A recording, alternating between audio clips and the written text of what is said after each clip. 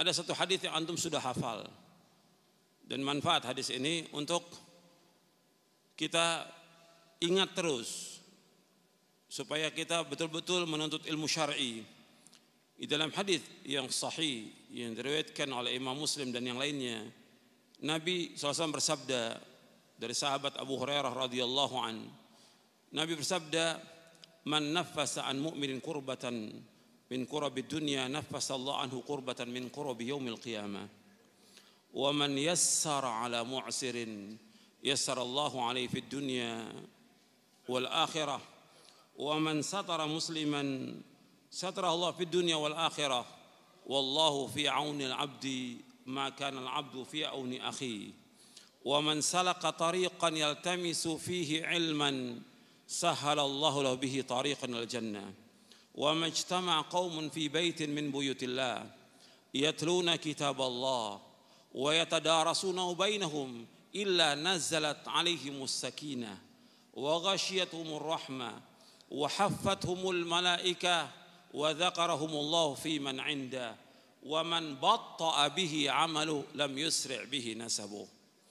Dari sahabat Abu Hurairah radhiyallahu an, ia berkata, telah bersabda Rasulullah sallallahu alaihi wasallam, barang siapa yang melapangkan kesulitan seorang mukmin dari kesulitan dunia, maka Allah akan lapangkan dia dari satu kesulitan di hari kiamat. Barang siapa yang memudahkan orang yang dililit utang, maka Allah akan mudahkan dia nanti pada hari kiamat. Allah akan mudahkan di dunia, Allah mudahkan di akhirat.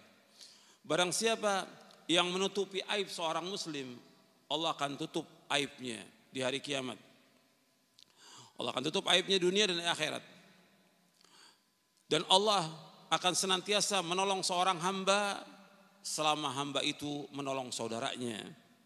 Dan barang siapa yang berjalan untuk menuntut ilmu, maka Allah akan mudahkan jalannya ke surga. Antum ingat tuh, barang siapa yang berjalan untuk menuntut ilmu, Allah akan mudahkan jalannya ke surga. Wa man salaka tariqan yaltamisu fihi ilman, sahhalallahu lahu bihi tariqal jannah. Barang siapa yang berjalan untuk menuntut ilmu, Allah akan mudahkan jalan ke surga.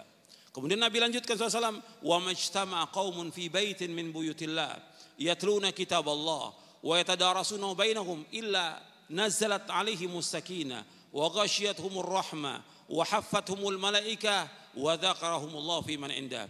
Dan tidaklah berkumpul satu kaum di satu masjid dari masjid-masjid Allah yang mereka membaca kitab Allah dan mereka pelajari, mereka kaji kitab Allah itu, melainkan yang pertama akan turun sakinah, ketenangan. Yang kedua diliputi oleh rahmat Allah SWT. Yang ketiga dikelilingi oleh malaikat. Yang keempat Allah akan sebutkan orang-orang yang hadir oleh Allah, disebutkan di hadapan para malaikat yang berada di sisi Allah SWT. Wa man batta'a bihi 'amaluhu lam yusri' bihi nasabuh. Barang siapa yang lambat amalnya, tidak dapat dikejar oleh nasabnya. Itu perhatikan ini. Ini hadis manfaat. Ada di Arba'in An-Nawawi hadis ini.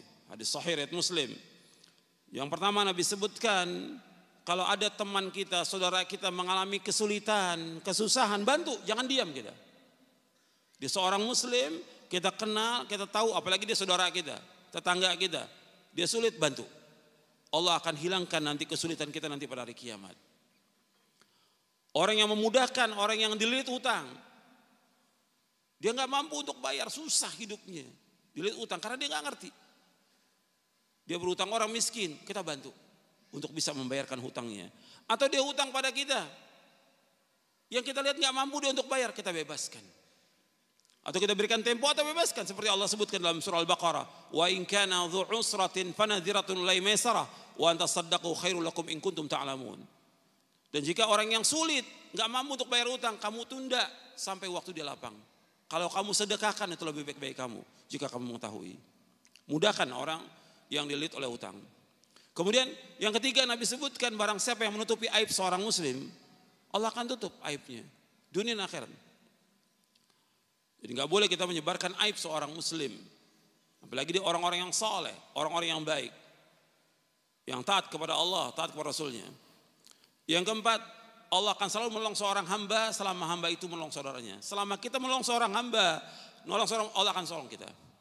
Yang kelima, Allah sebutkan barang siapa yang berjalan untuk menuntut ilmu, Allah mudahkan jalan ke surga. Itu perhatikan tuh. Maka nggak boleh kita lepas untuk menuntut ilmu. Sampai kapan menuntut ilmu? Sampai wafat. Terus kita harus semangat untuk menuntut ilmu syar'i sampai kita diwafatkan oleh Allah. Belajar Quran dan Sunnah menurut pemahaman salafus soleh. Wajib gitu loh. Yang pokok yang pertama kita kaji tentang akidah.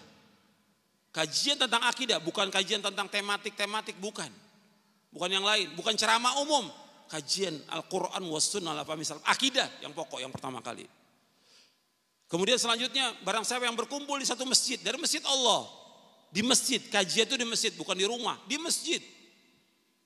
Barang siapa yang ngaji di masjid, nuntut ilmu di masjid, belajar di masjid, dia kaji kitab Allah, maka 4 Allah Nabi sebutkan. Yang pertama apa? Turun sakinah, ketenangan. Beda dengan di rumah, beda di tempat lain. Di masjid turun sakinah, ketenangan. Kalau kita belajar Quran dan Sunnah. Yang kedua, diliputi rahmat Allah yang sangat luas. Dan kita selalu mengharapkan rahmat Allah. Yang ketiga, dikelilingi oleh malaikat.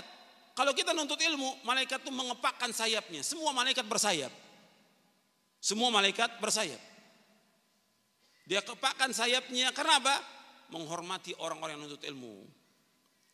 Nabi bersabda SAW, innal malaikata la tada'u ajnihataha li talibil ilmi ridhan bima yasna'. Sesungguhnya malaikat mengepakkan sayapnya kepada orang-orang yang menuntut ilmu, ridho dengan apa yang mereka kerjakan. Ridho dengan orang menuntut ilmu. Maka antum sungguh-sungguh nuntut ilmu, jangan malas.